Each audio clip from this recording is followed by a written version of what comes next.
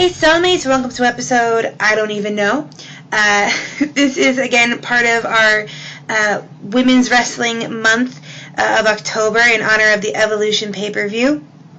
I have already recorded an episode with my friend Sydney doing a watch-along of women's matches on YouTube. But before I did that, I originally had an interview with a good friend that I didn't realize till after the fact hadn't been recording at all. As sometimes happens, and you might have heard me mention about that in my episode with Shannon on the Mae Young. But I have with me today my friend Justine, although you probably know, sorry, you probably know her online as Pasta Salsa.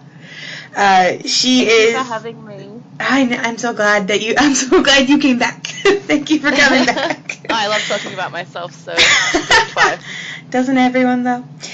So for those of you who don't know, who apparently have not gone on wrestling Twitter in the last year, Pasta Salsa is an Australian-based wrestling artist, more or less, I guess, is what I have you labeled as in my head.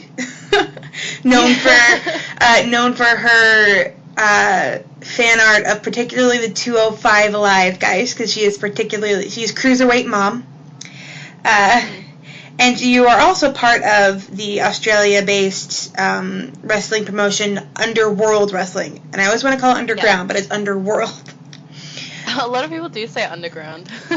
Trying not to. We're an Underground Fight Club, so it's right. A tagline. So. Underground called Underworld. It's a little bit of something. So we're going to start... I like doing things chronologically, so we're going to start from the beginning of your art. And again, if these anyone listening, if these answers sound rehearsed, it's because I'm asking a lot of the same questions, so she's giving a lot of the same answers. So from the beginning, what got you started in art? At what age, and all that jazz?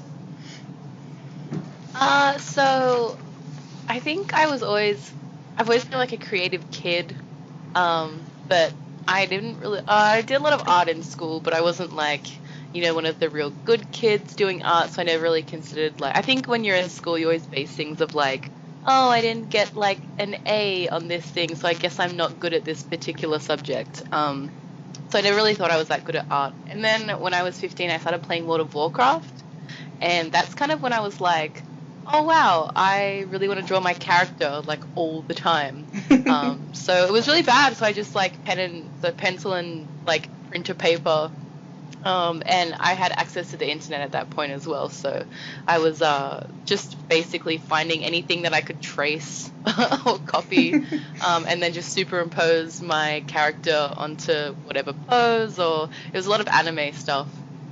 And so I really got into drawing the anime, and in year 12, my teacher hated anime. She, if you didn't draw, or if you didn't paint Roy Lichtenstein or Andy Warhol, basically you're a bad artist, and you would get bad grades. So, still didn't think I was that good at art, but by that point, I had asked for a drawing tablet for Christmas, so I'd started practicing digital art, and also my teacher in school didn't think that digital art was a real medium, because I wanted to do digital art for my end of year project, but I was told not to. It had to be a physical thing. So, and then I went to college and learned game development, and I realized that because I had so much practice doing art and digital art in general, I was actually one of the best in the class, and I had a slight grasp on anatomy. It wasn't great at that point, but it was better than most of my other peers. So I ended up getting relegated to character design and concept art, just because I knew how to use a tablet and had a slight artistic sense. And because of the encouragement that I got from college, I just started practicing all the time. I would go to college, do the course. I was learning 3D art at college, but I would come home and I would do 5 hours of 2D art and just practice. I remember my favorite artist ever is Charlie Bowater, and I remember I actually spoke to her on MSN a long time ago when I was still a teenager, and I was so starstruck, and I was I can't believe my art idol is talking to me. And I remember somewhere she said that someone was how did you get so good? And she's I just practiced until my hands bled, basically. And she didn't actually mean it literally, but it was like, and I just really took that to heart. I didn't actually practice until my hands bled, but I would practice until my hands were like burning. And now I have this really dope, what do they call like when you play guitar? I can't think of it. Calluses? Yeah, I have this really cool callus on my hand now, where it's just like the pen has sat when I practiced, because like the Wacom tablet thing is rubber, so it's just rubber just constantly on your finger. Oh yeah.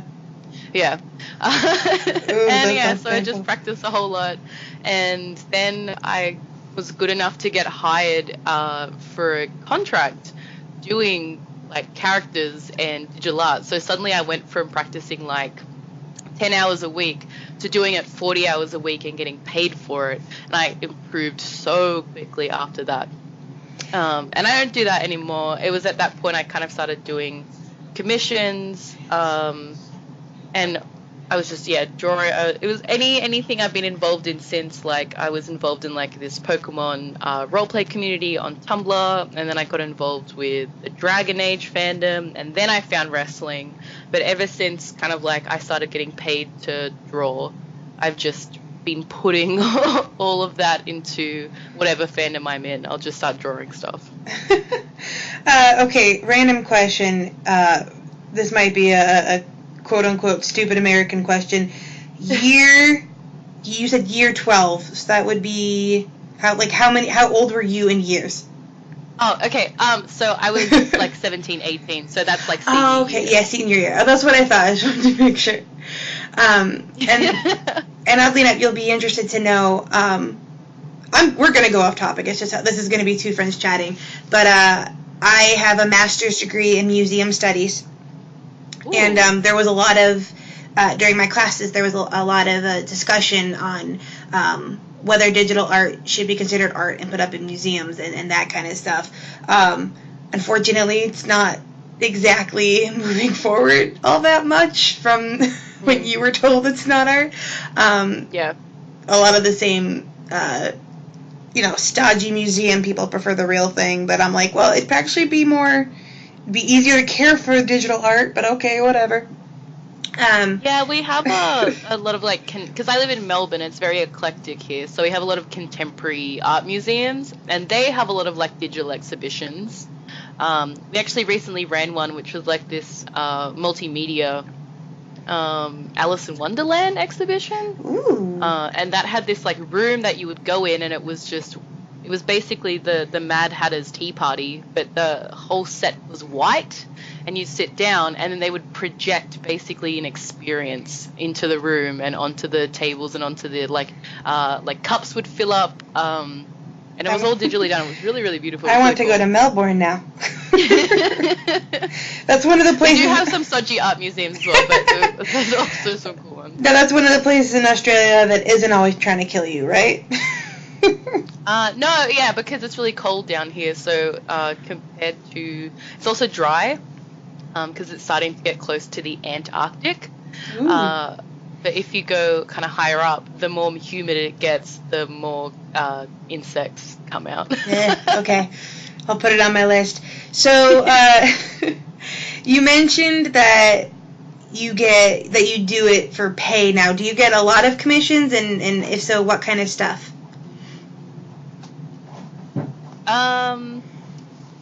If I market it a lot, that they're available, I do get quite a few. A couple of years ago, I smashed my phone. No. And I wasn't making enough money I was basically just kind of like living. I was on a very low wage, and I was living with my ex-boyfriend and just didn't have enough money to like, holy shit, I need a new phone. So I just basically, I was still on Tumblr at the time, so I put up I needed $750. I always do my commissions in US dollars because it's just easier. Mm-hmm. I needed $750 to buy a new phone. They're really expensive here. And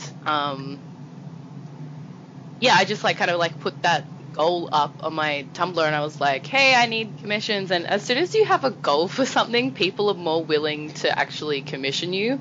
And I made the money for my new phone in about 3 months. just doing commissions for it, which was like, I never ever thought that it was possible to do stuff like that, and it actually made me realize that I should probably hike my prices up a bit because I was starting to get into more demand. My prices are pretty expensive these days. I think the most expensive one I've ever done was $300 US.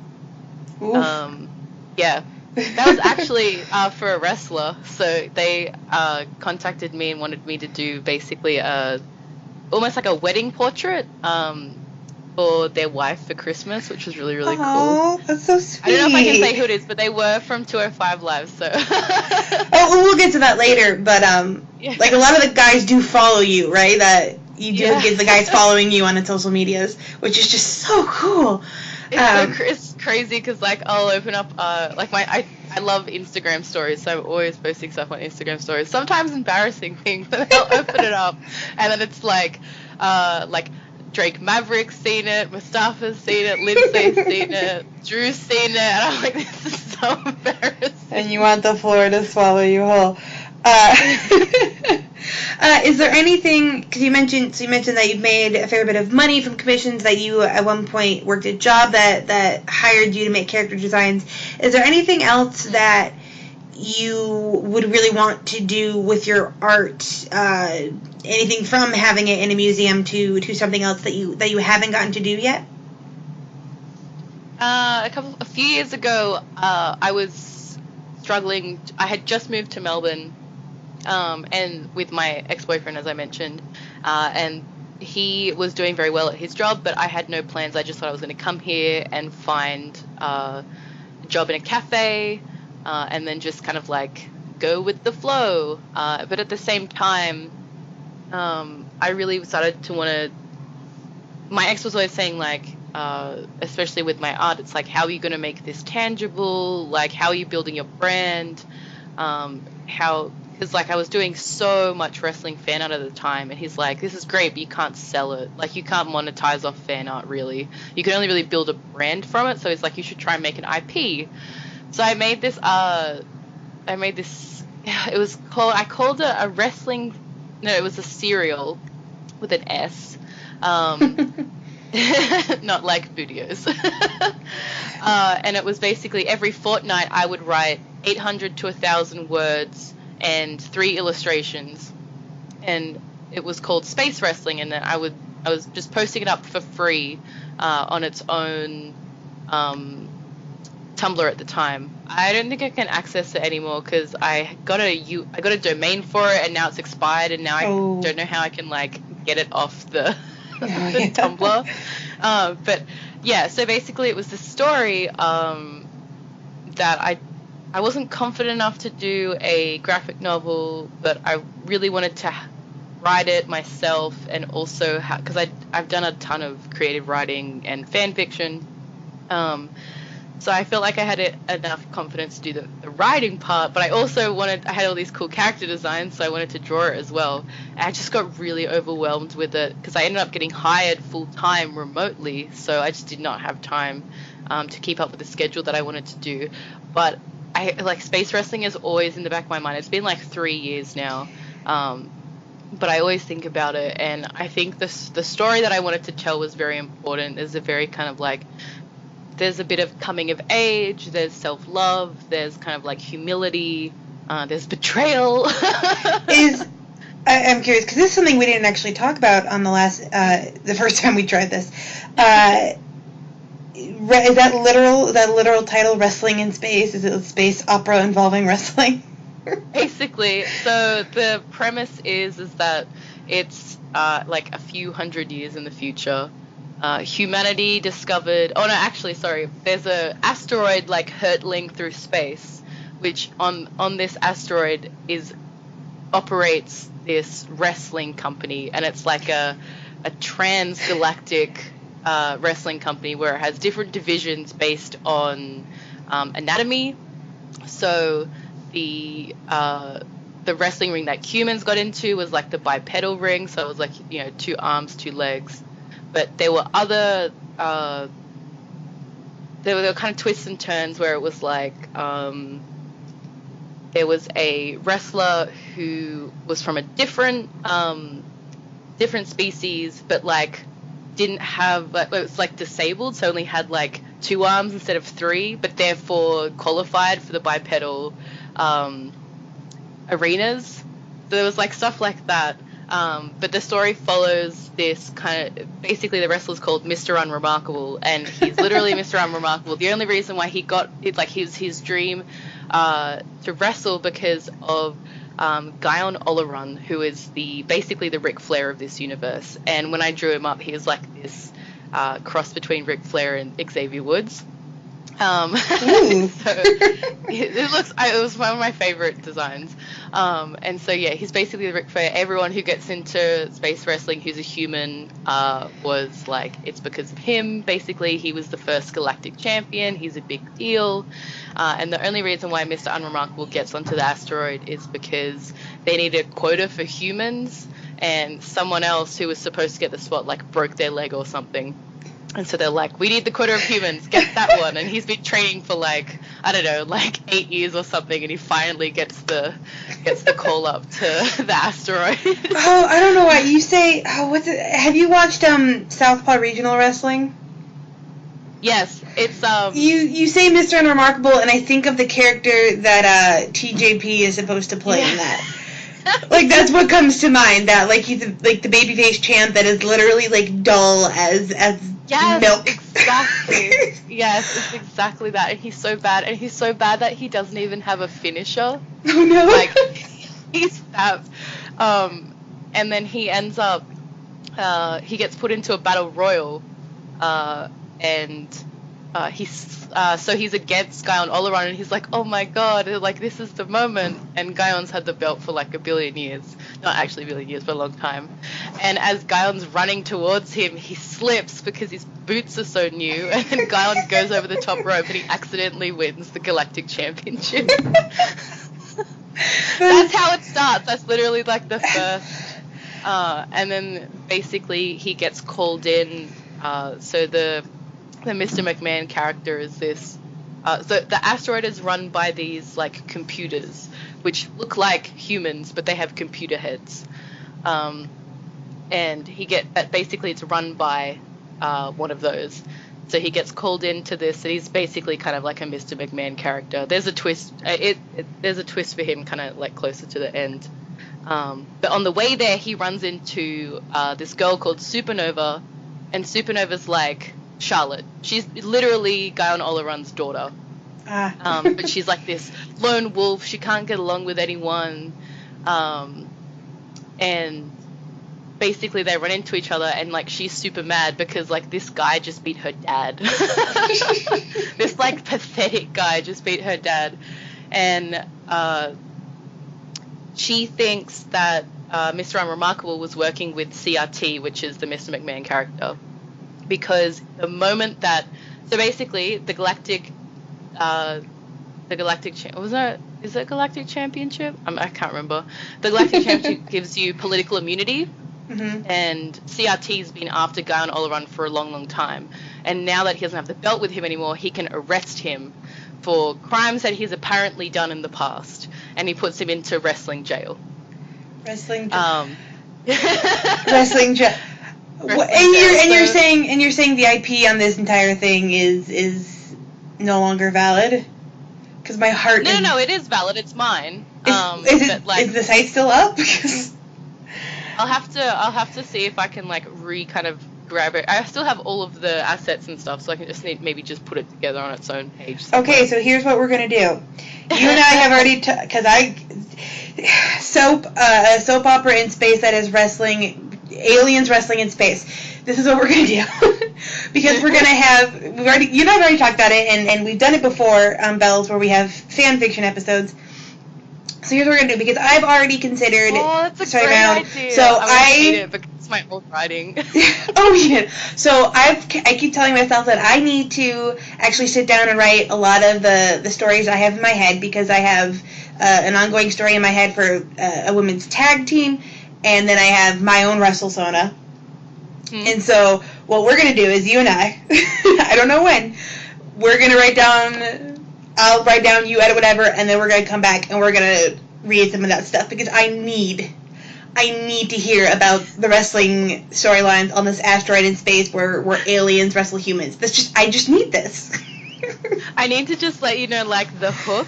So basically, Mr. Unremarkable runs to Supernova. She's really pissed off. He's like, holy shit, I don't have anything to do with it. She's like, right, we're going to CRT. We're talking to him right now. They go in there. And she's like, where's my dad? And CRT's like, oh, he's in prison. I'm sorry. And then she's like, get him out of prison right, like, release him right now. He's like, oh, I can't because I locked him away and I've lost the key. And she's like, what are you talking about? And so basically he split the key up into 3 different parts and given them to the top 3 tag teams on the roster. Which means that she needs to enter a tag team to get them back. But she can't work with anyone because she's, like, impossible to work with. She's tried to be in tag teams before and, like, she's never ever won a match in a tag team. And Mr. Unremarkable's, like, a bystander as all this is happening. He's like, holy shit, that's CRT. Supernova standing right next to me. I can't believe I'm on this asteroid. And then Supernova's like, he'll be my tag partner. And he's like, what, me? And she's like, it'll be fine, just do as I say. And so basically the story, they, like, learn to work together, and, like, she learns to trust other people, and he learns a finisher eventually, I guess. Eventually.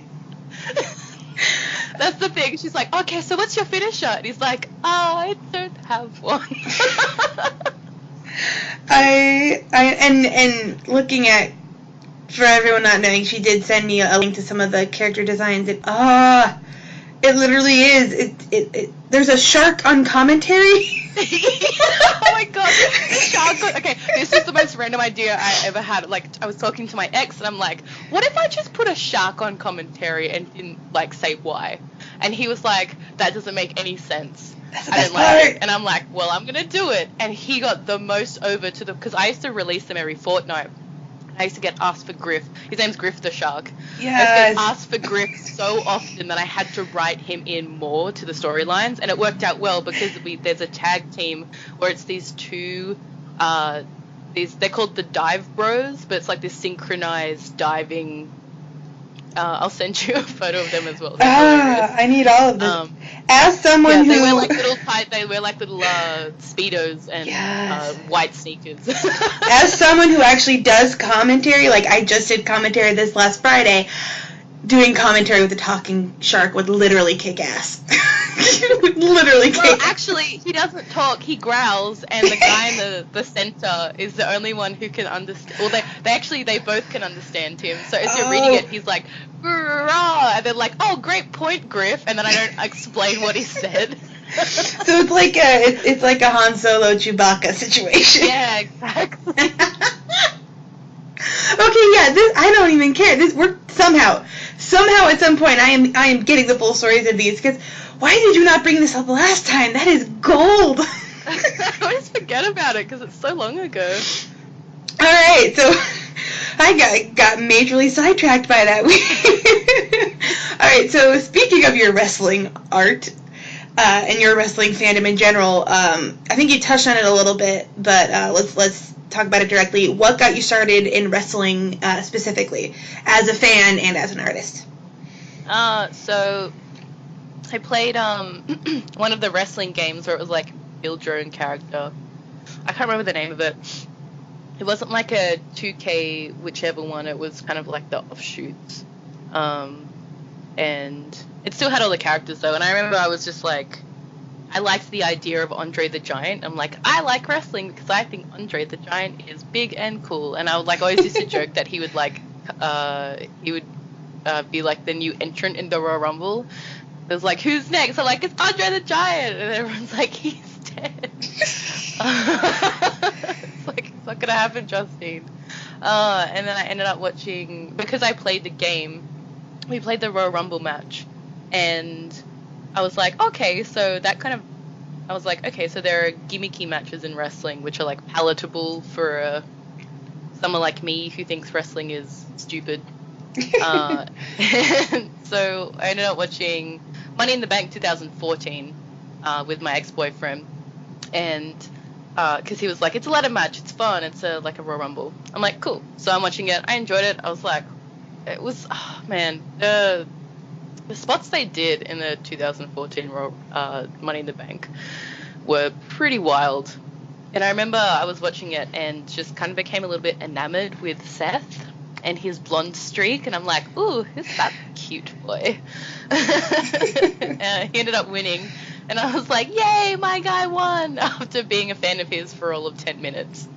Then I forgot about it. 6 months later, my ex was like, hey, it's Royal Rumble. I was like, cool, I'll watch it. And we sit down, and the show starts, and I'm like, where's the Royal Rumble? And he's like, oh, that's at the end of the show. And I'm like, you mean we have to watch real wrestling? And that was the show where they had the triple threat with Seth, Cena, and Lesnar. And I remember the graphic flashed on the screen, and I'm like, oh, I like that one. And he's like, Seth Rollins. I'm like, yeah. I'm like, okay, so I go into this match, and I'm like already really invested in, or a little bit invested in this match, because I'm like, yay, that's the guy that I like, the cute guy with the blonde streak. And oh my god, that match is so good. I remember that match ended up being like match of the year 2015, and it was like in January. But it was like, it had great storytelling, it had some really like good moments, it was really well paced, and I remember I kind of like sat back at the end of that match, and I was like, oh no, I think I like wrestling. So my ex used to live in this converted silo where it was round, and all the sound would just the sound would just penetrate through the entire vessel of the building. And so the bottom level was like the kitchen and the main area, and then there were stairs that would go up to this loft where there was the bed. And so after that, he kind of explained to me, I'm like, why are they booing the cute guy? And then my ex explained the Shield to me and all this stuff. I'm like, okay, so I was watching old Shield promos and matches on my phone, upstairs in the bed, really quietly, like I had the volume turned all the way down to the lowest notch. Oh man, I just see my boyfriend's like little head just like pop around the corner, and he's like, are you watching wrestling? I'm like, no.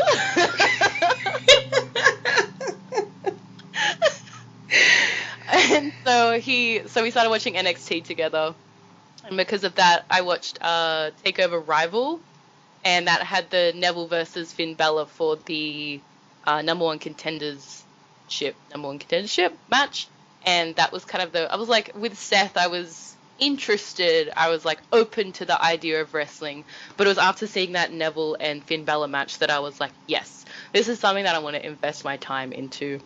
And I remember Neville came out, and I'm like, who is this little weird guy? What? And he comes down to the ring, and then he comes to the front, the hard cam side ropes, and he's like, does his little 2 fingers in the air thing.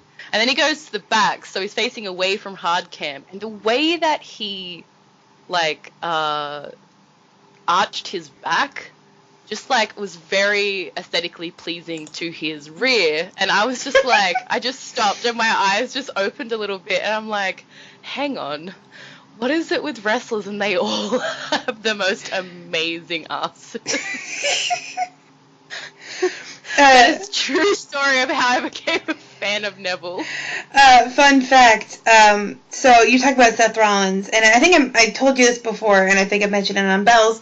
I live in Davenport, Iowa, which is where Seth Rollins is from, and I work the merch table at SCW, which is one of the promotions he came up through back when he was Tyler Black, and that most of his students from the Black and Brave Wrestling Academy come through. And one of his students, whose ring name is JT Energy, tagline, the filth you can't wash off, he also calls himself the 6-star booty, and has 6 stars on his ass, on his ring gear. Oh my god, I thought you were about to say it was tattooed on. No, he has 2 stars tattooed around his nipples. Oh, So well, wasn't that far off? yeah, so one show they started chanting "star nipple" and it was pretty much the best thing ever. But yeah, so Booties and Seth Rollins, it all comes full circle. Did you ever meet Jackson Kelly? No, he trained at Black and Brave before my time, but I do know that he's huge in Australia, and I'm pretty sure he's the reason that like all Australians seem to want to come to Black and Brave now, because it seems like, you know, there's been people from all over the world that come to Black and Brave because it's a current WWE superstar that you know, trains, but like more Australians come than any other country. Like, we've had some from New Zealand, I think one from Germany, I want to say someone, like, from, not Mexico, but, like, a Hispanic country, I think. But, like, we've never, like, Australia is the number one origin for international students. So I think Jackson Kelly is probably representing Black and Brave real well. He he did a move at the last show, which was like the double suplex thing that Seth does. Mm-hmm. And it looks so good. It was so smooth. I remember I showed him the GIF, and he was like, "Wow, that looks a lot better than it felt." And I was like, "Seth would be proud." He's like, "Yeah, he'd kick my ass for stealing his move." I love that that he took one of Seth's gimmicks, because like the ongoing joke is that like all of his students keep wanting to steal his stuff. Well, because, and I don't know if you know it, it's kind of like one of those super smart Mark things to know. There was a video back when Seth was Tyler Black. He moonsaulted off of a guy's chest. And IWA, I think. And that guy is still a part of SCW. He's actually a friend of mine. He has a bunch of stories about Seth Rollins. It's actually really funny. A lot of the originals at SCW do, and it's great to hear their impressions of him. But he mentioned that he's still a bigger dude, because he was a bigger dude back then, and he mentioned that he's had at least like 3 different students ask to moonsault off him again. like now that he did it, like everyone wants to recreate it. So it's a running joke that all of the Black and Brave students just want to steal. Yeah, I know. I've seen that. I know what you're talking about. Yeah. It's kind of his claim to fame. That's why when he got into podcasting with my husband and I, his podcast that he does with my husband is called Off the Chest of Timothy Regal. That is literally why it's called that. So yeah, that's the ongoing joke. Okay, way off track, but I don't really care. This is fun. And like I said, if anyone listening to this, you're like, wow, they're kind of going all over the place. It's because we've done this before, and we don't literally want to do the same thing again.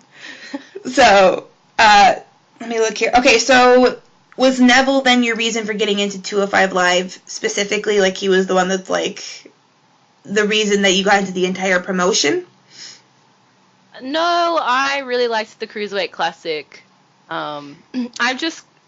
I just love the smaller flippy guys, honestly. I've always been, I don't know if it's like an underdog thing, but I've just really kind of enjoyed the more cruiserweight style of wrestling than 2 big dudes punching each other really slowly type of wrestling.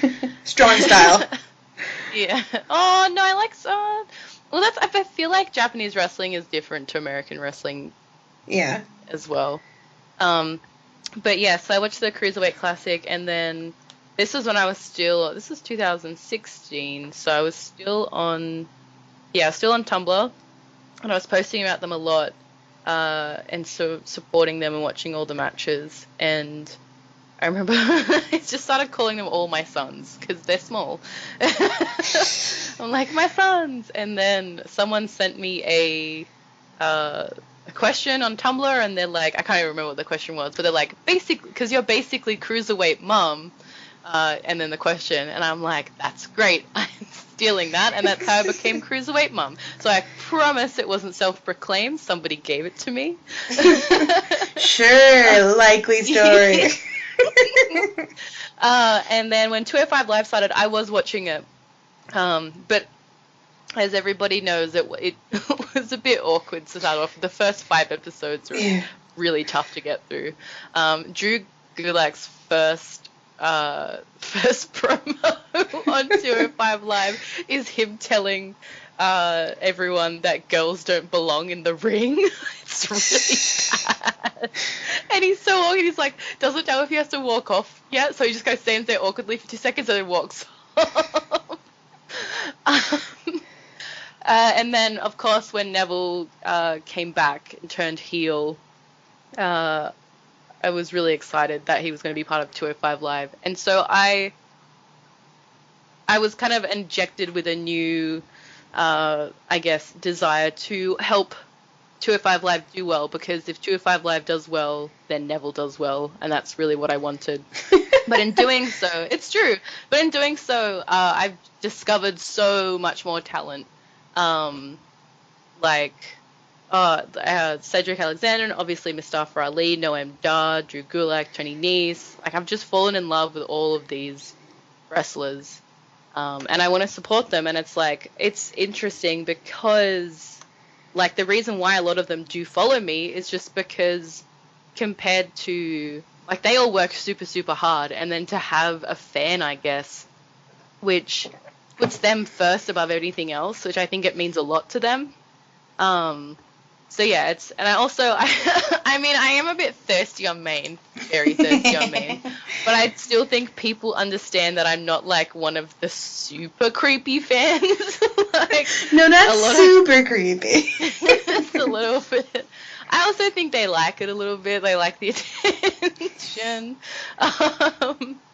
But yeah, I'm not like, I mean, I do like comment daddy on some of their stuff, but it is ironic. It's not like, I remember the Dolph Ziggler. I drew Dolph Ziggler, painted him a long, long time ago. I used to be a fan of his, but not really anymore. I painted him, and then he actually saw it, and then reposted it onto his, I think he tagged me as well, onto his Instagram, which was like crazy to me because he's got like 2 million people on Instagram. Yeah.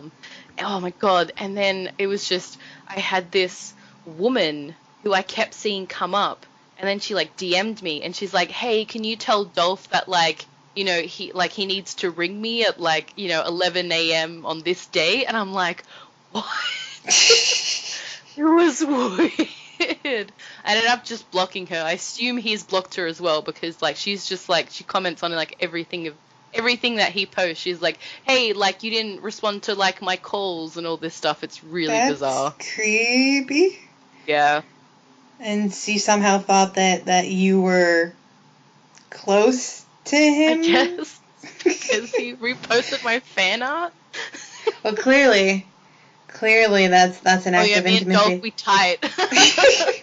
Now, the last time we talked, one of the things I asked about why you like, who you like drawing and why, and this was a delightful answer, I think. But you talked about it has to do with, one, their hair and their gear. So why don't you go into detail about why hair and gear factors into whether or not you want to draw someone? I can't draw short hair. So, if you have nice long hair, I'll probably want to draw you more. I had a commission recently. I can't even remember. I drew something recently and they had short hair, and I was just like, oh, it's hard. So yeah, I love Seth because he had the long hair. Neville, obviously. Neville's hair ended up getting really, really long when he was doing his whole King of the Cruiserweight gimmick. And he used to like put it over on one shoulder. I thought it was classy. So I used to draw it like that. Mustafa Ali, he used to have like the Pidgeotto fade, so it was actually quite short. I'm sorry. I'm sorry, the Pidgeotto fade? Yeah. I'm using that now. It was not. I credit Oniwan Bashu or Nadia for that. She came up with that one. I can't take the credit. But yeah, now it's gotten really super long. I like to hope that, okay, if you look through, it's hard to tell, but if you look through my art of me doing Mustafa Ali, I have always drawn his hair a little bit longer than it currently was at the time. just because it's easier for me to draw longer hair. And then he just started growing it out, so I have no idea if I had anything to do with that. My personal favorites about the hair you draw is that, well, first of all, the 205 Live guys, as you draw them, are almost like ethereal, angelic beings. I think there's one image of Mustafa Ali that literally has like a halo of light around his head. And so like their hair is long and flowing like the Little Mermaid on the boulder. It's always like this majestic, long flowing hair. Well, I used to get, honestly, the reason why I do that is because I got super, when I first started getting into, or realizing like who the most successful at the time fan artists a few years ago were all the like comic book artists. Yeah. And everyone who's really into superheroes. And usually they're drawn by men. And it's just, when guys draw guys, it's just, they're like big and they have a lot of muscles but not a lot of personality. They look real strong and they're like punching each other, and it's like it's really hyper masculine. And so I think I didn't want to do that. So like that's why I wanted to still make them look strong, but I wanted to make them look pretty. I remember a lot of people so I think I have drawn Neville a lot prettier than he actually is. And so a lot of my friends who didn't know wrestling but would see a lot of this Neville guy, and then they'd see a picture of him in real life, they were like, you draw him like a lot more. They're like, he's a lot less attractive than what you've been drawing him as. And I'm like, well, it's art. It's like I'm a very big fan of Renaissance art. Yeah. And I feel like Renaissance art is a lot of like, it's like 80% what they actually are, and then there's 20% of like this idealized, especially if they're like royalty or something. Yeah. They'll kind of either make them look either prettier than they actually are, or like kind of like bigger stature than they actually are, very like regal royal. So I think that's like a lot of that comes in. And the mermaid hair is just like really super fun to draw. And that comes from a lot of like Ghibli anime. Like, you know, when they get really excited and the hair just starts to move on its own. Oh, yeah. I love that. So, and then we also talked about gear is also a huge factor, whether or not, because I remember you said Sonya Deville's gear at Elimination Chamber was like hugely inspiring for you. So how does gear factor into who you decide to draw? I love the the champions wear white trope. I get really excited when people come out wearing white gear and they don't usually wear it. I drew Sonya because she wore that gear. It really excited. She wore the Pride gear to Elimination Chamber. No, wait. No. That was WrestleMania. No. Yeah. It was the white gear at Elimination Chamber, and that's what made me want to draw her. I just love that trope so much. And then like Seth did it at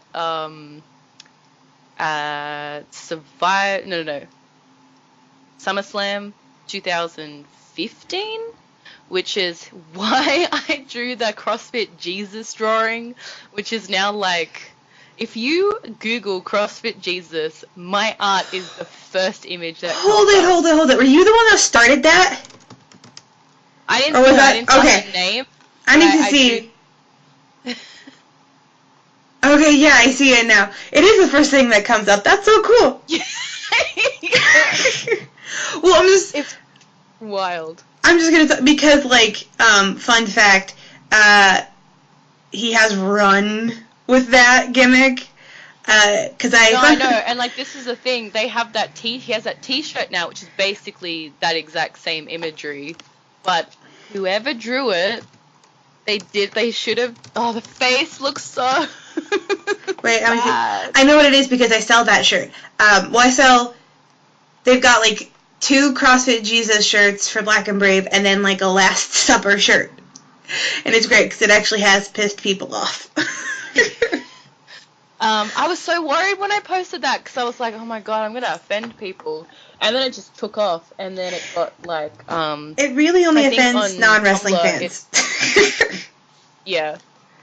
In a few 2-3 weeks. I got like 700 notes on Tumblr, which was a lot for me at the time. And then it started showing up on Reddit. I started seeing random people were changing their avatars on Twitter to it. Oh, that's so cool. Saw it come up on Facebook, meme pages, and then someone actually got it printed out. The funniest thing is that I did that in an hour, and it's like 800 pixels by 500 pixels or something. It's a 72-point resolution. It's like the tiniest image ever. I couldn't sell it as a print even if I wanted to. Someone got it printed out and blown up on this giant poster and took it to a pay-per-view, and it was on TV. Oh, wow. And then I remember TD Wrestling, the GIF Twitter, took a screenshot of it and then put it on there, and it's just like everyone was tagging me like, oh my god, pass the saucer, and I was just like, wow. I never found out who actually made that. I wanted to like find them and say like, hey, that's mine. It was actually hilarious when I met Xavier Woods in 2016. We were like, we went to a couple of barcades and we were just chatting, and then I was like, I have to ask you a question. He's like, yeah, and I'm like, do you know that like CrossFit Jesus image? He's like, oh yeah, I was talking to Seth about that the other day for like 5 minutes, and I'm like, yeah, I drew that. And he's like whole entire face just like dropped over. He's like, what, that was you? And I'm like, yeah. So you're you're about as famous as anyone making wrestling fan art is gonna get. And he was like, I could not believe that, like, he knew what it was, and I was like, does Seth like it? He's like, he thinks it's hilarious, and I'm like, yes, that's all I needed to know. And then I know his like friend and trainer is like Joshy G or something. Josh G. He actually got it printed out on a t-shirt and then put it up on his Instagram, and then everyone started getting super angry at him because that was around the same time where like the Miz and Charlotte and everyone were like reposting stuff without crediting people. And so I was it John G? Yes. Oh, okay, he's a referee at SCW. Longtime friend, knew Seth back before when he was Tyler Black. It's like Josh G. CrossFitter guy, right? No, his trainer at the Black and Brave is called Merrick Brave. John G is like, he's one of the SCW originals, has been around for whatever, and like he's one of the guys. No. Yeah. This is like a CrossFit person who's like a personal trainer or something. Probably Merrick Brave. They have a lot of CrossFit friends. Like people in the CrossFit gyms around here love them. Yeah. So anyway, that got posted up, and then I kind of like, I posted a semi-sassy comment. I'm like, oh, people are stealing my art for t-shirts now. Does this mean I've made it? And he ended up DMing me and really super apologizing because it looked like they were selling them. Oh. And he was like, no, it was just like I got one printed for me and him, and it was just a joke. I had no idea it was you, and if I had known, I would have tagged you and asked you. I'm really sorry. I'm like, that's fine. And then he ended up following me, and like we were all cool now, so that was nice. It's nice when kind of like, you know, those shitty situations end up turning out to be. It's fine. Oh, I've had that issue a lot though, because I run the Instagram for Slam Fam, and so I'll post a lot of like videos and stuff of the shows I go to. And we're talking, you know, these are usually smaller indies, so it's not like these guys are having their stuff blasted all over the internet already, and they'll always take it without like even like a credit. I was like, dude, you welcome, I guess. Yeah. All right, so we've been at this for 45 minutes. Over that. So finally moving on to Underworld Wrestling, and it's not underground, no matter how many times I want to call it that. So on the site, it says Underworld Wrestling, in one shape or another, has been Australia's most regrettable secret or proudest accomplishment, as it has been the country's longest-running underground fight club. Now, before you explain to me that, you said that at one point it was like, was it at one point a legit, like, actual fight club that turned wrestling, or was it always carny?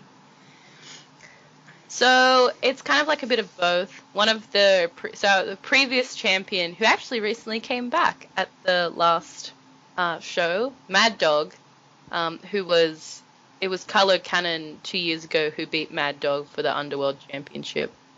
Mad Dog had been wrestling in Underworld for like 15, 20 years or something, and at one point it was like they didn't have a ring. And it's only kind of like in recent years that they've added the ring, and it started to get I guess it's always been like wrestling and like, I guess not super hardcore wrestling, but like more like, I can't really explain it. It's just slightly more violent than the regular shows that you would see. Because of the way that so basically, for anyone who doesn't know, Underworld Wrestling is based on a point system.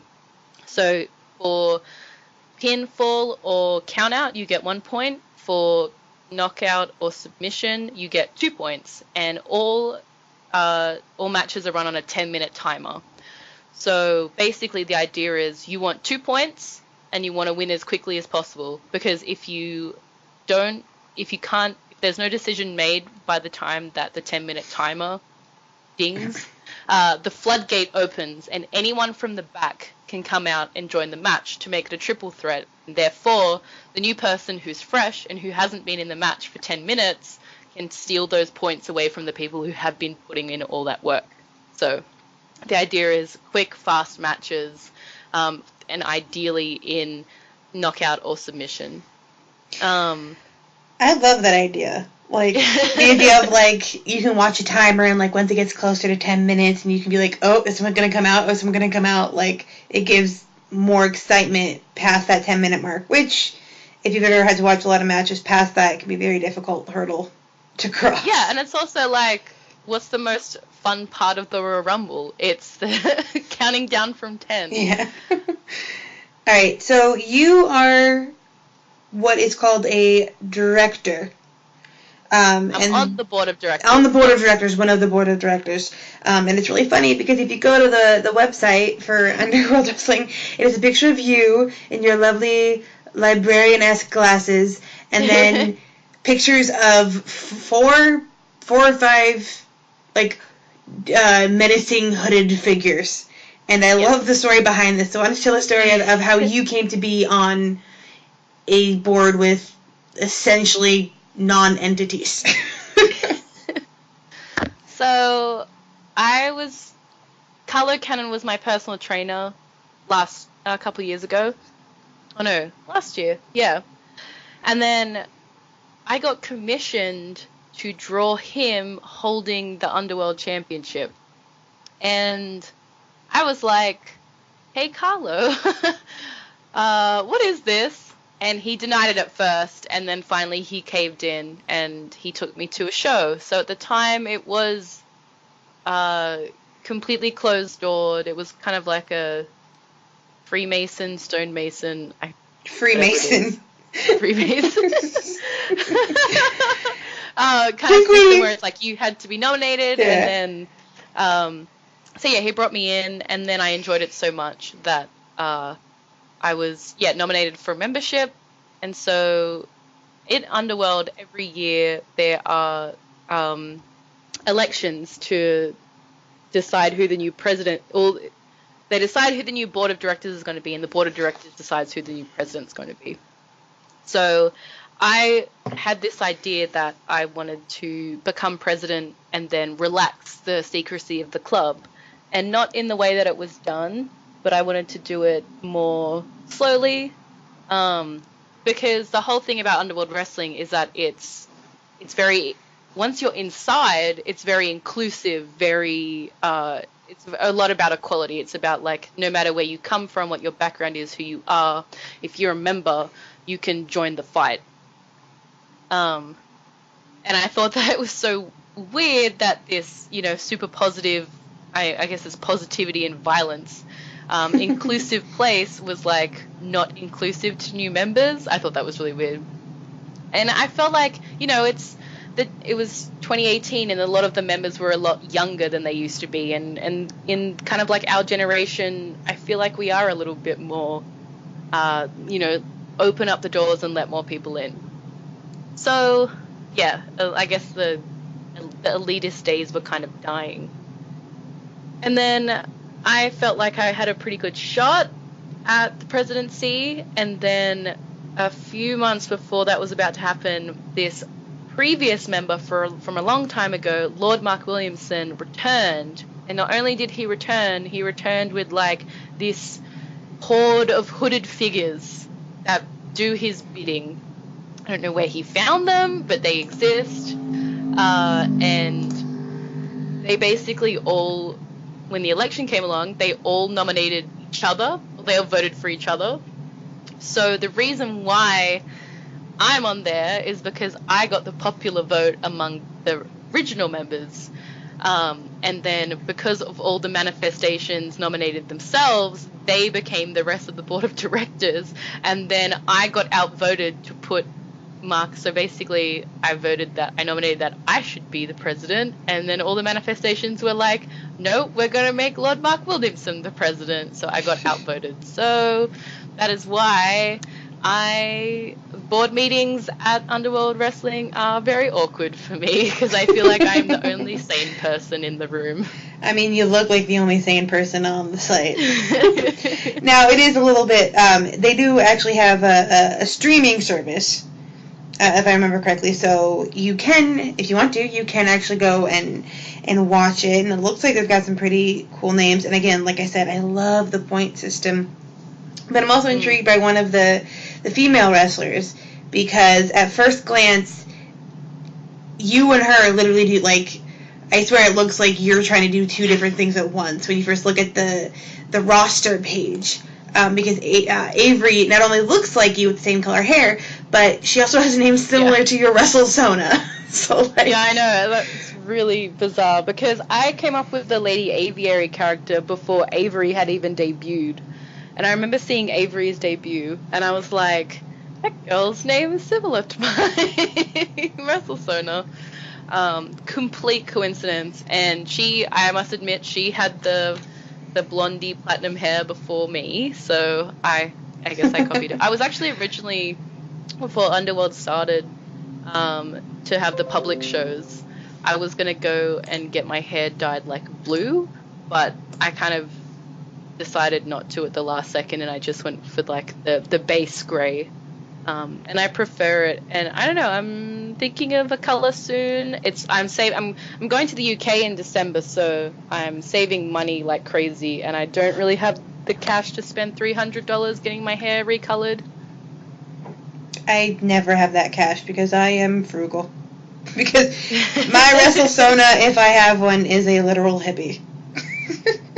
And one of these days, I am going to get a commission of her from you. But my WrestleSona serendipity. I remember you were telling me about this before. And I've talked about it because I've never tried writing fan fiction, but like I've thought about making original stuff, and so I literally have an entire feud for my WrestleSona in my head. So I could write the story about it, but I'm always, because when I was researching you a while back for the episode where I don't even remember who it was. Someone on wrestling Twitter made the list of all the female content creators or creators in general in the wrestling community, and both Bells and you made it. So I was doing a little bit of research for you, and that's when I found out that like you at one point, I don't know if you still do, but like had commissioned WrestleSonas, and I was like, I need it. Yeah, I still do that. I mean, commissions are commissions, I can do anything. But there was a time, I think I was just doing a deal just for WrestleSonas. So it was like, these are my rates, but if you want a wrestling-related commission, it was like 20% cheaper or something. That was just to encourage people to commission me for wrestling stuff. Over and other not their stuff. boring OCs that I don't care about. Can I have my OC with a tail and wings and like different colored eyes? Because all OCs are shapeshifters. It's canon.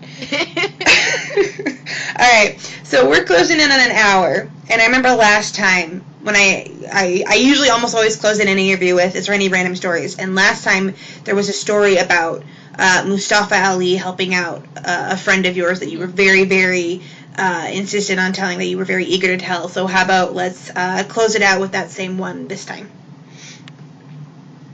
So if you've probably seen, if you follow Mustafa, and there was a report that came out a couple months ago from Pro Wrestling Sheet about a guy who Mustafa Ali helped. I guess this is actually like Suicide Prevention Day, so it's a apt time to tell this story. But as we're recording this, not as it's being posted. As we're recording, yeah. There was a guy who was going through a really tough time, contemplating suicide, and he was a friend of mine, and I had him on Facebook, and I remember he just posted this Facebook post, which it just made me worry, and I didn't know what to do. I didn't know how to reach out. But he's a huge fan of Mustafa Ali, and the reason why I'm a fan of Mustafa Ali, because he was like, hey, this guy's my favorite, he's great, and I'm so happy that, he got signed by WWE, and he's in 205 Live, and I'm like, I don't know who this guy is, but like, cool. And then I started watching more Mustafa Ali matches. I was like, wow, this guy's pretty good. And then before Raw, this is like February, March 2017, before Raw and SmackDown, he used to just sit down in the arena or like somewhere in a hallway, and he would just talk to the camera for like 30 seconds to a minute, and it would just be just self-love and positivity. And I just thought I was really impressed. I was like, wow, not a lot of other wrestlers are doing stuff like this, and it made me really want to support Mustafa. And he actually was following me on Instagram because I drew him, and then he followed me, and then liked 3 drawings that I had done of British Strong Style for commissions. And I'm like, well, that's super cool. I think it was one of the first cruiserweights to follow me on Instagram, and I was a little starstruck. I was like, wow. And so when I saw this post from my friend, I was really worried, and I'm like, maybe I can reach out to Mustafa and he can help in some way. And I thought that he would definitely see my message because he was already following me on Instagram, so it wouldn't disappear in like the requests folder. So I reached out and I just said, hey, my friend is going through a really tough time. He's a massive fan of yours, and if you could make a video about like picking yourself up when you are down, I feel like he would interpret that as like a light or a blessing, especially if it relates to his issue at the time. And then it was like, I sent that off, and about maybe 10 minutes later he responded. He's like, yep, no worries, and a smiley face. And I'm like, whoa. And then another 10 minutes later or something, he responds back, done. And I was like, I went and looked at it. I didn't ask him to personalize it, but not only did he personalize it, he tweeted it out and tagged my friend. And basically it's him saying, like, I know you're a big fan of mine. I don't know the extent of what you're going through, but if I can give you any advice, it is to, something like, be the light in someone else's darkness or something. And it made me really emotional because, I don't know, it's just like, it was such a lovely gesture. And so that when the report came out with Pro Wrestling Sheet, when my friend kind of relays the story, he will say stuff like that video saved him, and that it's kind of like Mustafa that has helped get him back to a place in his life, and he is honestly doing so much better than he was during that time. Like, he does have bad days, obviously, and like sometimes things are hard, and like sometimes he'll take a break from social media, but I feel like in general it's a lot more. I think Mustafa really, really helped kind of, I guess, put everything into perspective for him, and then just gave him that light and that message that has really helped him. And I'm really happy that I could be a part of that in some way. And like, if there's a reason why people see my drawings of Mustafa Ali and he does look like a kind of very celestial being, it is because I genuinely think of him in that way. Like, and not to put him on a pedestal or anything, but it's just like, I've never really had like a role model really in my life. I've always known what I've wanted, and I've always just done it. But I've been going through my own issues lately and feeling lost in different stuff, and I think Mustafa taught me that you can succeed in life and be a good person. There was a time a few years ago when I was involved with like startup culture, and I was taught to just like, you treat networks as, just like a business connection, and you don't treat people like you just treat people as stepping stones. And I was really starting to get into that mentality. And I'm really good at networking, really good at talking to people, and people really seem to, it's very rare that I'll meet someone in real life and they kind of walk away from that. They're like, oh, I hated her, she was awful. And I'm like, how can I use this, like, personality and personability, as like basically a weapon to get what I want in my career success. And like, after being exposed to Mustafa and just seeing the lovely things that he's done, and then him standing by his morals and his message, and going from the alternate in Cruiserweight Classic to fucking WrestleMania, it's just like, you can be a good person and treat people with respect and share that love and still succeed. It's like, you don't have to act like Donald Trump or like Elon Musk or all these other horrible people who've gotten so much success with just treating other people like crap. So that's the roundabout story. But yeah, I get in trouble a lot, like, about favoritism with Mustafa, and and it's like, yeah, I can understand why people think that, but it's like, also, I don't think people kind of understand the extent of the positive, I guess the positivity that, like, Mustafa is, like, given to me, which is why I just wanted to succeed so bad. Want all the good things for him. It's a great note to end on, I think. So why don't you go ahead and plug your social medias? Yep. So I am Pasta Saucer on pretty much everything. That's pasta sauce with the E as an A at the end. So I'm on Twitter, Instagram.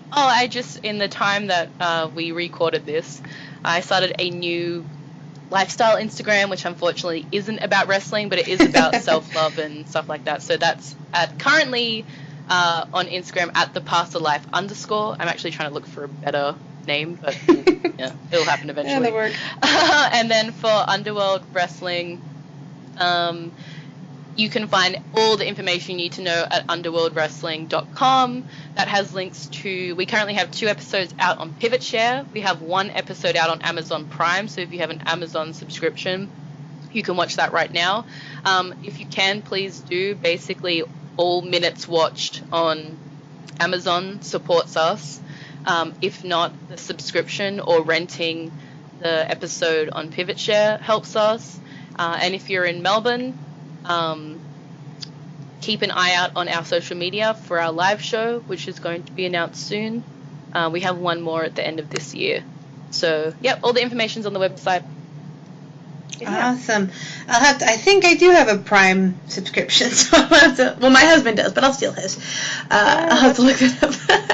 All right, be sure to follow Bells in a Cell at Bells in a Cell on Twitter.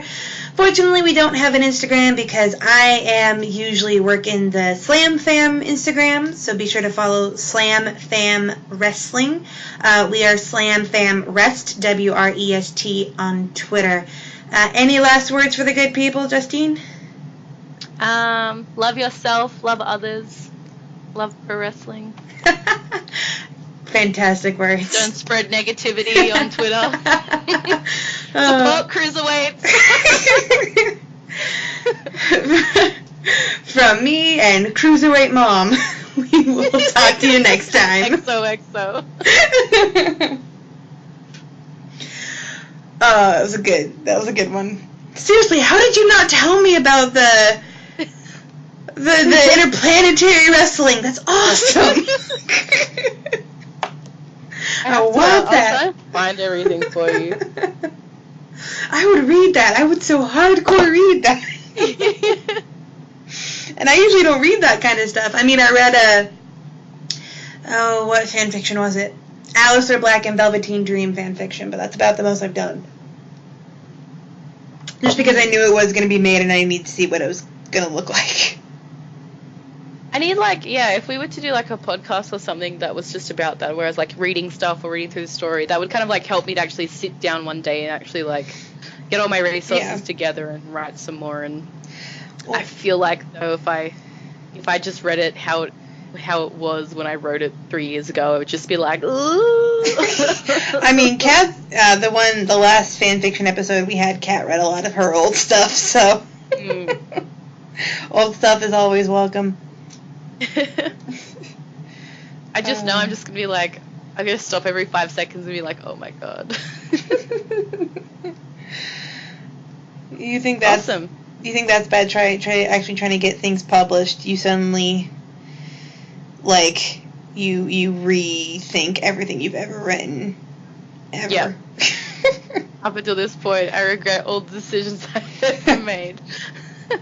I actually had I had fan art from it, and I had quite a few fans that were really looking forward to it.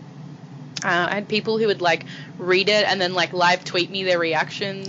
Not live tweet me, live message me their reactions, which is I loved so much. I'd love to. Yeah, it's impossible for me right now with the work that I do on the Muscle Hustle and Underworld and the commissions. I just have no time for it, but I don't know. We'll see.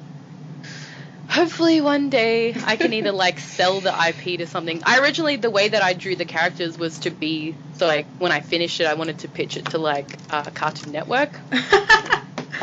That could be cool. Yeah, so that's why the kind of all the characters look the way they do. That was kind of the end goal for it, but I got really burned out on it. So one day it's still there. People still my friend Ren. She was really big supporter of it. She'll and people just hit me up all the time. They're I miss space wrestling. I'm I'm sorry. Someone pay me to draw it. Just commission the entire thing. Yeah. Alright. That's how it'll get done. Yeah, that's how it'll work. Alright, so I know it's morning for you, so you've probably got other stuff you need to get to, and I should probably actually go talk to my husband a little bit tonight.